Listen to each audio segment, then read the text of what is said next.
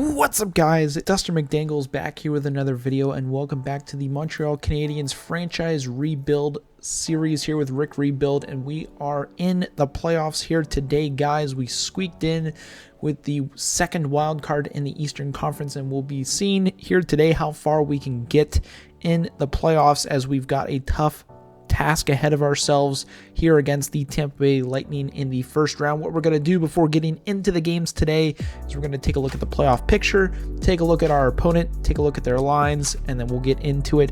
But before we do, if you guys are new to the channel, be sure to hit that subscribe button so you don't miss out on any future content, as well as I want to thank you guys from the bottom of my heart for all the love and support you've been showing me over the past couple of weeks. I know some weeks I'm not able to upload videos, but you guys stick with me. You enjoy the content, you drop the comments, you drop the likes, and I can't thank you guys enough for the love and support. So let's keep that up. Let's continue to grow the community. We're trying to hit 500 subscribers here, so let's get there and we'll keep on growing. But without further ado, we're going to get into today's episode. First and foremost, like I said, we're going to take a look here at the playoff tree and see what other matchups there are in the playoffs. In the East, we've got the Flyers, Islanders, Blue Jackets, Rangers, Bruins, and Panthers, and of course us versus the Lightning. In the Western Conference, we've got the Coyotes and Jets, Avalanche and Oilers, Flames, Ducks, and then finally we've got the Preds and the Vegas Golden Knights. So it should be a very interesting NHL playoffs, as in the AHL also the Laval Rockets are going to be going up against the Syracuse Crunch. So both teams made it to the playoffs, which is always good to see, but now we need to see what we're going up against, and that's going to be interesting here with the Tampa Bay Lightning. I believe they won the division since we were the last technically team in for the wild card for our division, so Tampa Bay did in fact win the division. It's going to be interesting to see what their lineup is looking like here that we'll be going up against. I mean, that top line is absolutely stacked. Tarasenko, Point, and Kucherov. I mean, it doesn't get any better than that. Trevor Moore, Steven Stamkos, and Anthony Cirelli round out the second line. They've got Kachuk, Barry Boulet, and then I can't really say his name, Taylor on the third line, and then on the fourth line they've got the old men Perry and Marlowe, as well as Drake Caggiula. What a mugshot, missing that front chiclet there. On the back end, I was going to say it's definitely going to be Hedman, Sergachev, Chernak, McDonough, so pretty much their core defense here. And then they've got Mara and Cal Foot. So interesting to see he made it in, and we know who's going to be between the pipes unless he's injured. It's Vasilevsky, but they do not have a backup. So if for some reason Vasilevsky gets hurt, we've got a chance in this series, but honestly, we might be one and done here in this first round. It's going to be interesting to see, but what we do have going for us, we've got a solid squad ourselves. We're going to take a look at the lines before we start this series. We've got Gunther, Suzuki, Caulfield. I mean, that's a pretty solid first line. Honestly, I'm wondering if we could maybe move, if we moved Burakovsky up, if we moved him up a line, I'm wondering if that could be something positive. I know Burakovsky only has 7 playoff games played. I was going to say Taves is going to be up there. Marchenko, I mean, I think our lines are good where they're at right now. Wilson, I was going to say we can't really move him up anywhere else. Can we maybe move Anthony Ciu? I don't want to play with Marchenko down on that bottom line. That's the only issue. It's a tough call, because if we move this around, we do still get the +2s. Do we move Caulfield? I say we try this for the first 2 games, stack our first line with our best overalls. If it doesn't work out in the first 2 games, we'll go back to Caulfield, back on that first line, and maybe move Marchenko back up to the third. That's how we're going to roll with it here to start off the series. I don't know if it's going to stay that way, but we're going to have to monitor things pretty closely here, as in the playoffs we do slow sims or quick sims here, and we'll see how we do here and fare against the Tampa Bay Lightning. It's going to be a tough series. We're down 1-0. Perry on Marc-Andre Fleury. After the second, they are up 3-0. We're just going to quick sim this, get it over with, and Marchenko actually scores on Vasilevsky. We lose game 1, 3-1 to the Tampa Bay Lightning. Not what you want to see, but it's interesting. Hronek is actually going to be out until April 22nd. That is a big loss on that second pair D because man, and actually looking at it, Klingberg's gone down to an 85 overall, which is not what you want to see. Hayden Fleury is going to have to go in there, and if we move him up, technically speaking, Hanifin does get a +2 with Romanoff, and I would actually prefer that to be the case than Klingberg just getting a +1. Game 2 away from home, still in Tampa Bay, Amalie Arena. We need to come away with something here. Split the away trip would be huge. 0-0 after the first. Shots even. After the second, man, Tampa's up 2-0. Looks like we pulled Fleury. Either that or Fleury got injured. We're going to slow sim the third period. We're off to a power play, but unable to capitalize on it. Burakovsky does get one on Vasilevsky. Power play opportunity here for the Canadiens. We can't cash in. Still 2-1 with 5 minutes left to go in Game 2. First round of the Stanley Cup playoffs. We're probably not going to get one here. We don't. Burakovsky buries the goal, but it is not enough. And Allen going in after the first. I think Fleury might be injured. We're about to find out. Simulate up to this day. I guess Fleury's not injured, but we're down 2-0 in the series. We're going to go back to Caulfield on the first line to see if that shakes some things up. And then we'll move Marchenko back up to the third line. So we get that back there. Still the +1. Anthony Ciu is going to... Actually, does Anthony Ciu fit anywhere else? He doesn't. Tom Wilson only fits the third. Taves only fits the third. So we're going to move that back to what it was. Who was technically scratched? Sonny Milanos. He's been out for a while. That's unfortunate, but we've got the lines moved back around. We're going to see if... Actually, I honestly don't remember if I moved Caulfield back. Yes, we did. Okay, Caulfield back on that top line with Suzuki and Gunther. Down 2-0. It's a big hole. Let's check out the other series going on right now. Knights up 2-0. Flames up 2-0. Avs up 2-0. Tied with the Coyotes and Jets. Bruins up, and the other series are knotted at 1. We need a big victory here on home ice. We need to get back into the series. If we lose this, go down 3-0, that's going to be a big hole to try to climb out of. And the boys come out buzzing. Dvorak with 2, Caulfield with 1. We got him back on that top pair, but Tampa Bay fights back 3-2 after 2. And gosh darn it, Tampa Bay ties it up on the power play. We're going to actually watch this overtime. So let's hop on into it and see if we can come away to knot this series at 2-1. Here we go, guys. Starting off the overtime period, we've got our top line out there. Suzuki, Gunther, and Caulfield as we get into the offensive zone. Quick shot there by Caulfield. Gloved down nicely by Vasilevsky, and he's going to hold on for the offensive zone draw. I mean, that's a great way to start off an overtime period if you're the Montreal Canadiens.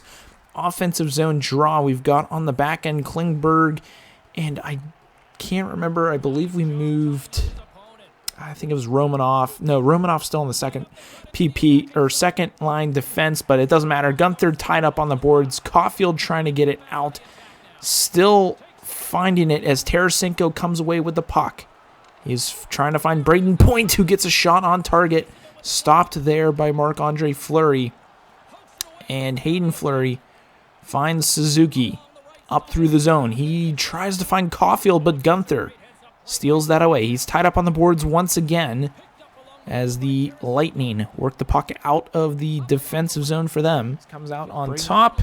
We dump it down, and that's another couple of seconds bleeding away on the penalty kill as Braden Point with speed trying to get around one. Using his hands. Dangerous shot, and that is blocked away there by Fleury. Big juicy rebound, but nothing came from it as Stamkos in front. Trying to get something going. Braden Point. This is dangerous right here when they're dipsing and doing with the puck. It's hard to commentate as Sergachev. There was just a bouncing puck all around the place. I couldn't get my words out there, but thankfully Marc-Andre Fleury holds on for the draw. 44 seconds left in the kill. We change once again. Rodriguez and Burakovsky out there for the defensive zone draw. And tie up there. Hanifin trying to come through. Rodriguez finds it and dumps that down with 35 seconds left in the kill. Again, if we can get this kill off and gain some momentum from it, you never know what can happen. With 5:30 left to go in this first overtime period. Another dump out of the zone, and that is more time bled off the clock. 20 seconds left in the PK. Looks like there was a man down there for the Lightning as they come into the zone. 3-on-3 opportunity. Back to Rodriguez. He's going to dump that down, and that is all she wrote for the Tampa Bay Lightning power play as they try to headman up through the zone one more time. We get back to even strength. Don't give up a goal now. Right as we killed the penalty, we do not. But Hanifin tied up below the goal line. This is a dangerous place to be, but thankfully it falls to Fleury. He holds on for the whistle. We can get some fresh legs out there. I don't know what line is going to go out. It looks like the first line is out there. Suzuki, Gunther, and Caulfield. Looks like Klingberg and trying to blank on the other defenseman as I always do. Fleury, the other Fleury is out there, but Caulfield with speed through the neutral zone. It's basically 1-on-4, unable to get a shot off as the Lightning poke that off. We've got a line mismatch, it looks like here. Fourth line out for Tampa Bay. This is the time to try to take advantage, especially after killing that power play. Caulfield's there, and a big save by Vasilevsky. We actually have a power play coming up, another interference call. That is huge on Eric Chernak. He heads to the box, 2 minutes for interference, and we've got a massive opportunity here. We killed the power play. We get the boys buzzing in the offensive zone, draws the penalty, but here we are. Second power play unit is out though. Marchenko, Taves, Gunther. I don't know who's on the back end at this point in time. I can't see their numbers, but the Lightning win the draw. Out is Kostin, who gives it away to Stamkos. Don't give him room. Oh man, that could have been really bad there as Kostin backs off. Not normally a defenseman, giving Steven Stamkos a grade A opportunity. Thankfully, we get lucky as Fleury able to make the big glove save, and they are still out there. Taves on the win. He finds Kostin, who finds Marchenko into the zone. Finds Gunther. Back to Jonathan Taves with a shot. That was a dangerous effort. As Marchenko out of the corner, goes between his legs on a fake. What is he doing? Taves wins it. Back to Kostin. Back to Fleury. Fleury with a chance. And that is easily gloved down there by Vasilevsky. 1:45 left to go in overtime. 1:28 left on the power play. So this thing's going to go pretty much all the way to close to the end of the period. Lightning got some big guns out there. Stamkos, Hedman, McDonough. We still have our second power play unit out there as Hedman is going to clear that on his backhand. Lucky that that did not lift up on him. What the heck was that? Kostin. I don't like him out here on this power play. We're going to have to change that up after the next game as Hedman steps up on Marchenko. Taves wins it, though, in the neutral zone, looking for something. He's just going to dump that in deep. We got to get on the puck here. 1 minute left to go in the power play. I wish I could legit change these lines because I would prefer to have our first power play unit out there as Jonathan Taves is going to dump it in once again. Not what you like to see on the power play. You want to try to keep possession of the puck any chance you get. And if you have a lane, you gotta just take that into the zone yourself. But here comes Gunther with the puck. He's going to skate it in, thankfully, trying to find Taves. Finds Marchenko, trying to dipsy-do, unable to connect there as Fleury. Finds Marchenko, finds Taves now. Nice little dipsy-do, slap shot against the grain. And Vasilevsky comes up big on a sneaky shot there from Jonathan Taves. We got about 25 seconds left to go here in the power play. First unit out there with Kraus, Suzuki, Dvorak. Looks like Klingberg on the back end with another forward. I forget who's out there, but lost draw there by Suzuki. He's able to win it back, though. Dvorak trying to go backdoor cheese. It was there. Oh, that would have been an absolute beauty of a pass, but unable to connect as Klingberg, with 10 seconds left in the power play, finds Lawson Kraus into the zone. Trying to get something going, is rubbed off the puck. 3 seconds left to go in the PK. Dvorak finds Lawson Krause, and there it is. As the power play expires, 17 seconds left in overtime, and we're able to steal the win here against the Tampa Bay Lightning. What an exciting finish as that turnover happened. Puck went up. He slid that over to Krause, and thankfully, he was a lefty on his one-time side. Even the best goalie in the world is going to have a hard time stopping that, and we steal game number 3, getting back into this series. Now 2-1 for the Lightning. We've got a chance to tie this thing up in game number 4. Back in this series against the Tampa Bay Lightning, down 2-1. If we can get a win here in game number 4, I think we might be back in the driver's seat. We got some players eligible to be dressed. I don't know who that is actually. Let's take a look here. Scratched players. Evans Milano is back. Sonny Milano. Do we get him in on the 4th line?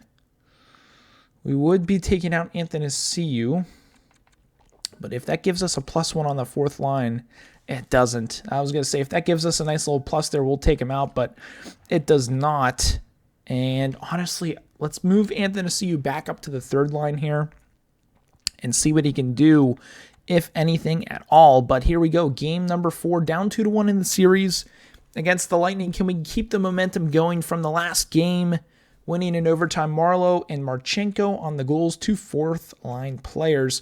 We're down 3-2. Kucherov, Hedman, Kostin on the goals. We're going to slow sim the 3rd period. I mean, the Lightning are heavily outshooting us here in this game. Power play opportunity for the Canadiens, 5-on-3, 5-on-4. We can't score. And when you can't do that in a crucial game, I mean, it's going to come back to bite you in the butt. As 5 minutes left, we can't get anything going towards the net, it looks like. And the Lightning are going to ice it. On a goal from the point, Ryan McDonough past Marc-Andre Fleury. We're now in the hole nobody wants to be in. 3-1 series lead for the Lightning as we go away from home. We have to win out in this series. The odds of doing that, fairly slim. Hronek is back just in time to possibly call it an end of the season for the boys. But there is still hope. You never know. I've seen crazier things in life. You just never know. Hronek back into the lineup. We'll get Hanifin back on that top pair with Klingberg, who's down to an 85. Not what you like to see, but fingers crossed, boys. Here we go against the Tampa Bay Lightning. Need to pray for a big outcome here. Nothing after the first. After the second, we're up 3-0. Klingberg, Hanifin, Hronek, 3 defensemen. Actually, Klingberg in front of the net. Crazy stuff. We'll quick sim period number 3, and thankfully, the Lightning try to push back hard. They cannot come back all the way. We win the game 3-2. Maybe just extending this series one extra game, but again, you never know. Fingers crossed. Christian Dvorak leads the way in points. We're now back at home in front of the fans at the Bell Center. Chance to send it to a 7th game in Tampa Bay. Fingers crossed. Once again, here we are, 1-0 up. Christian Dvorak from the half wall somehow beats Vasilevsky. After the second, we're up 1-0. Still, we're going to do a quick sim. Period 3. Oh my goodness, we win the game.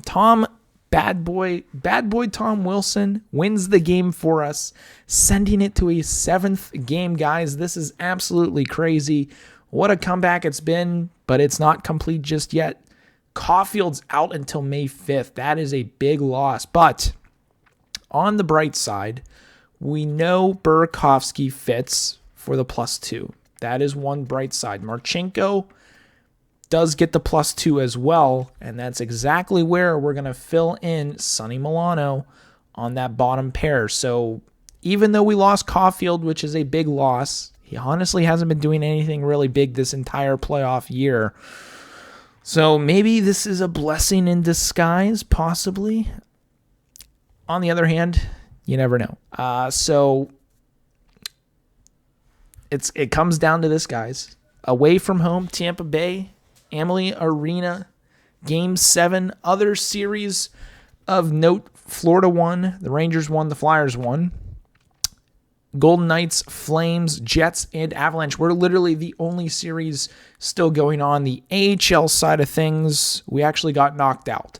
That is quite tough, but we're still going in the NHL. This is what every hockey player dreams about. Game 7 in the playoffs. Obviously, Stanley Cup Final is what you're looking for.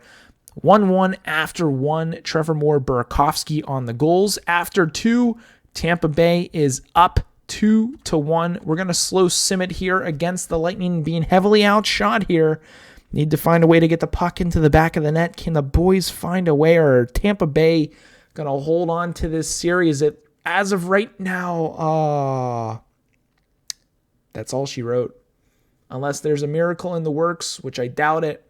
3-1. Tampa Bay is going to hold off the comeback of the series, and we're out of the playoffs. First round exit from the Montreal Canadiens is an absolute dagger to the heart. The boys put up a valiant effort in the playoffs. Let's take a look at playoff points for us. That is just, man, I feel gutted because they played so well in those last couple of games. I don't know why it's not going to show the playoff stats, but anyways, that's tough. We'll go ahead. We'll simulate up. I would say let's simulate up to the draft. We'll take a look at the draft board. We'll take a look at award winners. We'll take a look at who won the cup, the playoff tree, all that good stuff. So stick around for just a second. We'll take a look at the end of the season. Well, guys, the playoffs are over. Colorado Avalanche are your Stanley Cup champions. The Henderson Silver Knights are your Calder Cup champions as well. Salary cap is going to go up to $93 million for this upcoming season. We're about to see retirees, all that good stuff here. Draft lottery, look at that, guys. Oh, we got hosed. Seattle had the second pick, but we go down to 4. We stay with the 9th with the Washington pick. So we're at pick number 4. We'll take a look. So we got 4 and 9. We might be able to trade up, but I don't know if it's going to be worth it. Man, Minnesota actually hosed us. That's tough. That would have been so nice to get a top pick this year. But we're going to take a look here at the draft class, all that good stuff here before we end the episode. Viewing retired players, though, first is always a big thing to see. Jason Spezza calls it a career. He had 1,000 points, almost 1,100. Corey Perry with the Tampa Bay Lightning. Looks like Zach Parise, we had him on our squad at one point. Valtteri Filppula, Nelson, Alexander Edler, Frolik, Blake Comeau, Carl Soderberg calls it a career. Grabner, Carl Hagelin also hanging up the skates. Who do we got here? Jack Johnson, Cal Clutterbuck, Darren Helm, Strawman, Andy Green. I mean, a lot of big-time players. Andrew Shaw, Brian Boyle, Cody Franzen, Riley Nash, Ian Cole, Nick Holden. And, oh, wow, he's actually pretty old, 37 years old. Jordy Ben, Dale Weiss, Marcus Kruger. I was going to say, we're starting to get into people I don't really know. Robert Bortuzzo calls it a career. Tyler Verdun. Let's take a look at goaltenders here, if any at all. Mike Smith calls it a career with a .911 save percentage. Cam Talbot, .914 with a .263. Anton Khudobin calls it a career. Alex Stalock. Andrew Hammond, the Hamburglar, calls it a career. Jeff Glass, not too sure who he is, but big-time retirees after this season. Kind of crazy to see. Blake Comeau is now a scout. That is actually pretty cool to see. And we're going to continue simming here. We're going to take a look at the draft class. And so just remember, we've got the 4th pick and then the 8th pick. Again, could have been the 2nd pick overall. That would have been absolutely huge. But looking at this here with the 4th pick, we've got a chance here. We could go for Cole Yzerman. I think that's how you say his name. There's a couple gems out here in this draft, which is very interesting to see. Nicholas Backstrom, NHL ready, would be pretty nice. He does also play left wing. Third eye, large increase to pass assist with exceptional ability to saucer. Very interesting there. This guy here, Visa, I'm not really too sure how to pronounce his full name. Elite, I mean, he's Olin Nolan. And let's see here. Yoink, zone ability. Not really happy about that one. This guy, we don't know much. I'm surprised the scouts weren't able. I wish we could maybe also talk to him, but we can't. Wes Hendricks here, 1 year out. And then, again, we have pick number 8 as well, which we could try to trade up here for Mohamed Roche. 3 years out. What we could also actually do, because honestly, I don't think we need to trade up for this Duke O'Brien kid, unless he's absolutely filthy. I think we go with this Yzerman guy. We're going to have to trade up to get him. If we can't get him, we do have this Reece Stolarz, who is a gem, technically speaking. I am curious about goaltenders, if there are any gems out there.